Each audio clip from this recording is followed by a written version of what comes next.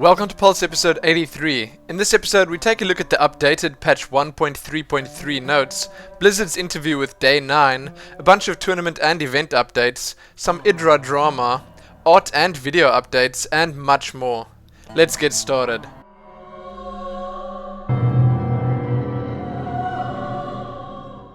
As you all know, either because you follow StarCraft 2 news or because you watched last week's episode, StarCraft 2 Wings of Liberty patch 1.3.3 is currently in development and being tested on the PTR. The patch notes and the PTR have been updated and new balance changes have been applied to all the races. The biggest change this time around is probably the increase in range of the Protoss Archon, in addition to it now being a massive unit. Yes, somehow I see these being used a little more when this patch hits. Other pretty significant Protoss changes include the fact that the Zealot and Stalker build times are no longer being decreased, but the Sentry still is. Research warp gate is now only being increased from 140 to 160, not 140 to 180 anymore. Other than those, the Terran Thor is getting its energy back for those strike cannons instead of the cooldown based attack, and Zerg Infestors are a little faster. Some pretty interesting stuff. It seems like Blizzard are making absolutely sure to test everything they possibly can while the patch is on the PTR, and hey, that's probably for the best. If you want to read those full updated patch notes, you know exactly where to look. Now, while I don't usually talk about interviews or anything like that in this part of the show, I couldn't ignore this one. Blizzard recently sat down with Sean, Day 9 Plot, to pick his brain about StarCraft 2, shoutcasting, what exactly goes into producing Day 9 TV, and much more. What I found most impressive about this interview was how much, even while being interviewed, Day 9 was trying to help the community out. Yes, it just seems to be part of who he is. The interview is obviously mostly focused on his shoutcasting, dailies, and everything else that comes with it. Day 9 talks about how he got into the whole shoutcasting thing. He gives a ton of great tips to enthusiasts out there looking to get into it themselves, and gives us a bit of insight into how much time actually goes into making all of it work. A totally, amazingly, fist-pumpingly great read, and one absolutely every StarCraft player or fan out there should probably check out. Find the full thing below, courtesy of Blizzard Entertainment. As an extra to this Day 9 goodness, you can also check out a quick, and I really do mean quick, caricature speed painting of Sean, Day 9 Plot. Yes, we've seen these before, but hey, do we ever tire of them? I think not. This was done by JubHubMubFub from, well, right here on YouTube. He actually also did a great Husky one that we did look at a while back, and also a pretty cool Dodger one, and one of IdrA too. Check all those out in the links below or over at his channel. Lastly, Day 9 recently tweeted that from June the 1st he can actually start playing a ton again. That could potentially be really cool for all of us. Ah yes, the GSL. I'm just gonna jump straight into the results this week as, well, that's probably the most important thing to look at, and hey, that's probably what you all want to hear. This past week the Code S moved into and completed its round of 8. On the first playday, we saw OGS Nada totally dominate OGS Top and SC Foyu take down IM Losira. On playday 2, OGS Inca beat TSL Killer and IM Nesty took down any Pro Prime Wii. Yes, that does mean we are down to our final 4, and I can't wait to see how it plays out. I would personally love to see Nada win a GSL, but hey, Nesty taking another win would be great too. Down in the Code A, things have already been wrapped up, but first, let's take a step back and see how it got to where it is now. The players moved into and completed the semi-finals this past week, wherein we saw ST Bomber take down Slayers Ryung and IM MVP take down MVP Keen. Some pretty amazing games were played, and with those games done, we were left with the finals. The Terran vs Terran Code A finals between Bomber and MVP was indeed a pretty epic clash of titans. Bomber managed to best MVP though, with a score of 4-2, going against the predictions of many to win the Code A. You can find the full results and an interview with the new champ below. Lastly, the groups have been released for the GSL up and down matches, and you can see them on your screens right now. As an extra to this, it seems like Huck was none too happy with the picks that were made. Anyway, again, check all the GSL Code S, Code A, and up and down goodness in the links below. In some more GSL related news, were you one of the many wondering what the guys over at GomTV had planned for the downtime between this month's GSL season and the next? Well, here it is. Dear GomTV.net users, what could possibly be more super than a GomTV Super Tournament? Yes, you're probably right, not much. Do you remember the 3 seasons of the GSL from last year? Fierce battles erupted here thanks to the round of 64 tournament format following the open preliminaries. The GomTV Super Tournament will bring you that excitement once again, all that and more. Both Code S and Code A players will meet on the battleground, and not with the comfort of the up and down matches to save them. Like the GSL World Championship, the Super Tournament is a regular tournament featured as part of GomTV's 2011 GSL Tour. Amazing stuff. The prize pool is the ridiculously high amount of around €60,000 for first place, and lesser prizes all the way down to the round of 32. Now that is impressive. So if you want to catch this live, the GSL Super Tournament is set to kick off on the 23rd of May and last until the 18th of June. You can read a lot more about it below, so do it and get excited. Very excited. In our GSL extras this month, we have quite a lot of really great stuff. First up, you have to have a look at what is possibly the best, or most entertaining at least, Tastosis highlight video to date. I couldn't stop laughing at Tasteless's endless stream of ladder point stealing antics. Quite crazy. Next up, you can obviously see a bunch of interviews with the winners in the Code A and Code S. Then the next behind the booth video is up, this one featuring OGS The Wind. There are a few rumors going around that we may well see Day 9 joining Tasteless and Artosis in Korea to cast a future GomTV event. Could it be the Super Tournament? Who knows, but there are many little hints here and there pointing towards this, so you can check those out below too. We also have another quick tour of the GomTV studio, once again courtesy of Doha, and it seems like the GSL will be broadcasted in China in the near future. Lastly, check the latest official GomTV player rankings out along with all those other extras below. Next up in the tournament and event news, we're having a look at the NASL and all that's going on with it. On the third playday of week 3, we saw Naniwa take down DDE, Strelok beat Nada, Axlav take down Moonglade. I am unsure as to what happened between Kawaii Rice and Slush, and lastly, Squirtle beat HeyPro. On day 4 of the same week, we saw Brat-OK take down Cats, Red beat Goody, Hasuobs beat Machine, and another match between SeleCT and Starlife that I have no idea about. Yes, I don't know what's happening this week. And lastly, Ace took down MC. At the start of week 4, on the first day, we saw Morrow take down Moon, Sheth beat TLO, Vibe beat Grubby, Rainbow beat Kiwikaki, and lastly, Phoenix take down Artosis. Day 2 of week 4 saw TT1 take down Momin, Dark Force beat In Control, July beat Cruncher, White Raw beat QXC, and lastly, Show awarded a win over Ensnare. No crazy NASL drama for us to look at this week, sadly, but it seems like the StarCraft 2 bad boy himself, IdrA, will be cast in the 5th week of the NASL alongside Gretorp. That could potentially be a lot of fun. You can also check an interesting article out on the NASL site titled The Art of Casting. Quite self-explanatory, that one. Check those posts below along with those aforementioned results. Now the IPL. Yes, the IPL has actually been completed.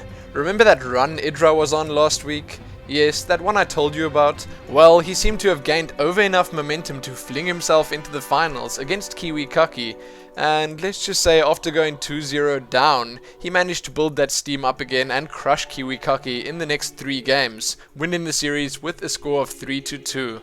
You can find the full results of the first test season of the IPL below, along with VODs and much more. Well worth having a look at, especially all you IdrA and Zerg fans out there. Along with the conclusion of the first IPL season, the second has been announced. The second season of the IGN Pro League will begin on May the 7th with their first 4 qualifiers.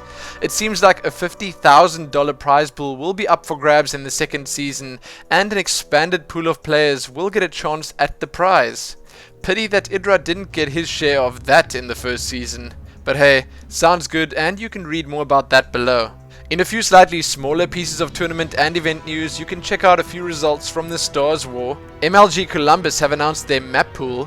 The next EG Masters Cup Season 5 has been announced with a $10,000 prize pool. The HD World Tournament has advanced to its quarter-finals. And lastly, the guys over at DreamHack have announced a 188,000 SEK prize pool for their DreamHack summer event. And they've revealed the first 5 invited players to said event too. Those players are Nama, MC, IdrA, Bishu and Sok. If you're at all interested in reading any or all of the information I've found about those events, you know where to look. So now let's head on over to the tournament and event smalls. Yes, the real ones this time. On the 8th of May, you can play in the 4th Razer Gosu Cup qualifier, and over at Gosu Gamers, you can also check out a few results and interviews from the 3rd qualifier. It seems like Busan is set to host the World Cyber Games 2011 Grand Finals. You can check out the CSL, that's the Collegiate Star League Season 4 Grand Finals. They're set to be cast by day 9. And lastly, in the tournament and event smalls, you can check out some SC2 CL updates over at Meet Your Makers. Let's start the community news with my favorite section, the art and media updates. Yes, there's a lot to look at this week, as there always seems to be. First up, the official. There's a bunch of new fan art to look at over at the official StarCraft 2 community site, along with another pretty funny comic, an honorable mention from Blizzard's ongoing comic contest. All well worth having a look at in full size, especially some of those amazing fan art entries. Then on a much less official note, we have a pretty random photo to look at. Do you recognize any of these guys? Yes, pause the video if you have to better look at it. I guarantee that there are at least a few faces that you might know there. Then continuing the trend that we saw starting up sometime last week of making amazing StarCraft 2 wallpapers for Reddit, here we have another batch of them. Every time these guys seem to take it up a notch, so this is definitely worth checking out. I'm pretty sure there's something for everyone here. Next up, the time for art thread over at Team Liquid has been updated. There's a bunch of new stuff to see here, including this amazing 3D render of a Baneling. Pretty cool. Game of Drones? Yes, I laughed quite hard at this one. Tramliquid.net?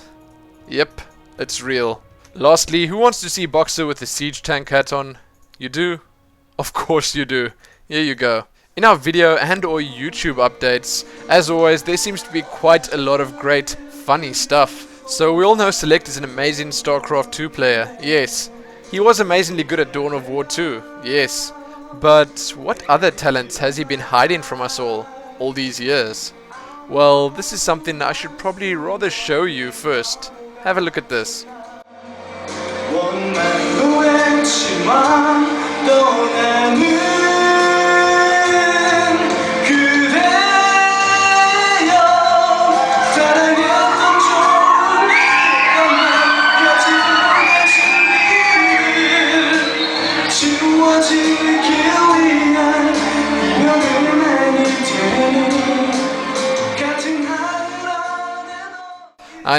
I know, quite crazy and totally unexpected.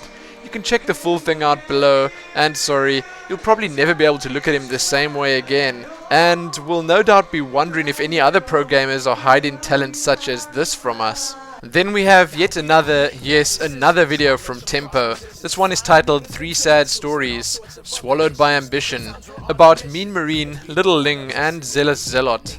And this one was actually featured on the Blizzard website in their latest Comlink Online post. A great song, and you can find it right here on YouTube. I think a wise man once said, you can never have too many StarCraft 2 raps. I won't disagree, although he probably never said that. Here's the Ballad of a Zerg by K Dizzle, a great song, and well, for those that appreciate the rap music, well worth having a look at. StarCraft 2 shoutcaster Diggity recently released a video introduction to the StarCraft Reddit. A great watch for anyone unacquainted with the ways of Reddit. Check it out, right here on YouTube. Sela is no longer the Slayers coach. There were rumors, lots and lots of rumors, but nah, he still is. He just got a promotion, and you can see him admitting that on video right here on YouTube. Next up, we have a parody of Losing My Religion by REM from the guys over at aka StarCraft 2 titled Losing My Expansion, and it is basically just about how much the author hates ZVZ. Pretty cool, as all the others were, so check that out below if you're keen. Lastly, there's an 8-minute mini documentary titled Star Dreams that was released recently that shows us and talks about the dream that is playing StarCraft 2 for a living. The documentary even includes a couple of interviews with some big names, such as everyone's favorite caster and player, Artosis. Well worth a watch, quite informative, and definitely heartfelt. You can check all those and more out below. Now, the IdrA fan club on Team Liquid is up in arms. Why this time? Well, IdrA has received a 2-day ban from Team Liquid, and because of that he says he'll not be streaming for the next 2 days. And this happened after he said he would provide a full week of streaming and commentary after getting 20,000 viewers on State of the Game. So, there's a lot more to this than him just being banned. There's a reason, of course. Now, just a quick disclaimer, I might have a few of these details wrong, and if I do, feel free to correct me below. So it all started with IdrA playing Cruncher on the ladder while Cruncher was still on IdrA's stream, apparently watching, and yes, there are even screenshots to prove this part. And another yes, Cruncher actually only queued to play after seeing IdrA do the same. Cruncher proceeded to counter exactly what IdrA was doing in the game without really knowing it was coming. You can read more about that below, and then IdrA called him a waste of life or something like that and quit the game. Now, I do honestly think that banning IdrA for saying something like that on his own stream, on his own time, in a pretty unofficial environment should probably not be bannable. Unless I'm missing something here, that is. Perhaps Chill, the ban provider, was just having a bad day, and perhaps Cruncher complained a little bit too much about hearing it for himself on the stream while being on the stream when he really shouldn't have. Who knows? IdrA did also tell his fans to message Chill afterwards if they were upset about the lack of a stream, so I guess that on its own is pretty childish as well. But at the same time, IdrA told the Team Liquid admins to remove his stream from Team Liquid if he was banned. All I know is this drama is providing us with a great deal of good entertainment. Anyway, if you don't like what IdrA says, don't watch his stream, and don't be a child and try to cheat and then complain about it as well. So, if you guys and girls know anything about this that I don't and want to share it, just leave your comments below and I will most definitely read them. In some other really nice, heartwarming and all-around good news, Total Biscuit has become a Justin TV partner. What exactly does that mean, you ask? Well, he'll now be receiving revenue for all the ads that run on his Justin TV stream, and well, the great part is that he will be putting all of that money directly into funding future tournaments and or show matches for StarCraft 2. Yes, more Total Biscuit StarCraft 2 events sounds good to me. Total Biscuit is most definitely contributing as much as he possibly can to the cause of esports growth, be it in the form of past tournaments and events or his easy to follow style of casting. What more can I say? It's not going unnoticed, and you'd better all watch his stream as often as you can to help out. So with that done, let's head on over to the community smalls. Over on the official site, there's a new maps and mods tutorial, Missile Movers. You can check out what's been happening this week in Hashcraft. There's a poll titled, "Is it game night yet?" And lastly on the official sites, Blizzard has donated over $800,000 to the Make-A-Wish Foundation. Then the website One More Game has launched. This is by DJ Wheat. And then over on One More Game, you can check out the first episode of Inside the Game. Over at Team Liquid, you can check out the race balance for the last 6 months, a statistical analysis of StarCraft 2 balance, a Zerg mineral saturation guide. This is by FXO Sheth, a pretty interesting blog post titled Tiara Girls Fantasies. Over at the Fnatic side, you can read about how Sen is apparently heading to the Blizzard headquarters in May, and the next Ask a Fnatic is up, this one featuring Sen. Lastly over at Fnatic, you can check out an IdrA interview.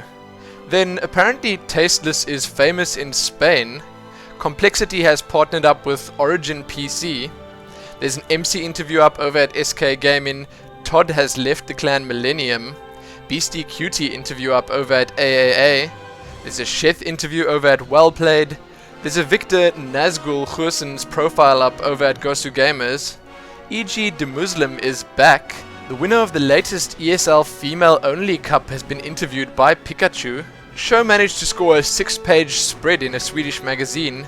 You can check out the latest GG rated live show below or right here on YouTube. Cricket StarCraft has a nice post up titled Tips for YouTube Casting. You can read about some possible Morrow and show match fixing. There's a NS Hosio Team House tour and a bunch of interviews along with it. Then you can check Destiny vs Deezer out right here on YouTube, a pretty hilarious game. And Destiny, Sheth, Mr. Bitter, Kelly Milkies and more played in FFA recently.